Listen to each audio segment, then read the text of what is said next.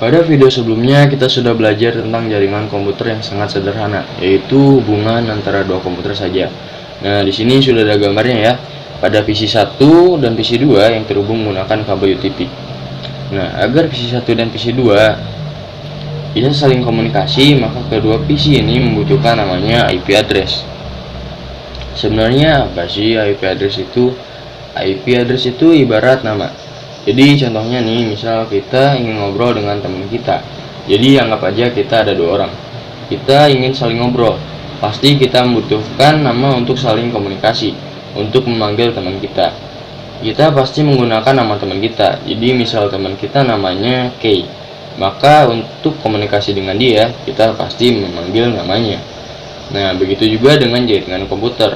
Ketika komputer ingin komunikasi dengan komputer lain, maka dia butuh nama.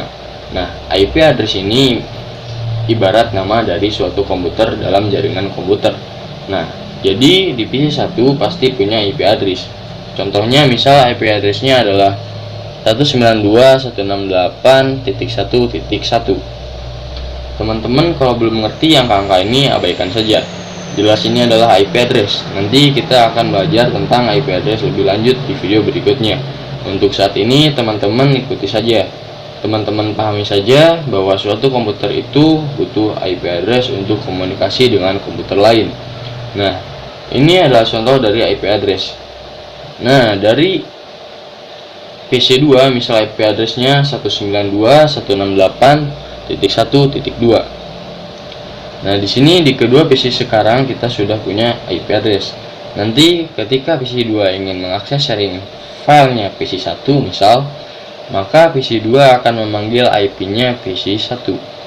Nah, seperti itu ya teman-teman. Oke, saya harap teman-teman sudah mengerti ya tentang IP address ini, tentang konsep IP address ini. Pada video berikutnya kita akan mencoba menginstal aplikasi namanya Packet Tracer. Nah, apa itu Packet Tracer? Packet Tracer ini adalah suatu aplikasi simulator untuk jaringan komputer. Jadi kita bisa mensimulasikan jaringan komputer menggunakan Packet Tracer ini. Sebenarnya Packet Tracer ini adalah buatan vendor Cisco ya. Jadi kalau teman-teman mengerti di jaringan komputer itu ada beberapa vendor yang terkenal di Indonesia. Misal kayak Cisco, kemudian Mikrotik, Juniper, Huawei, dan lain-lain. Nah, Packet Tracer itu sebenarnya didesain untuk Cisco, tapi teman-teman bisa memanfaatkan juga untuk jaringan komputer. Jadi teman-teman misal ingin belajar tentang Mikrotik atau yang lain-lain, teman-teman tetap perlu install Packet Tracer. Karena kita bisa praktek tentang basic jaringan komputer atau jaringan komputer dasar menggunakan Packet Tracer ini.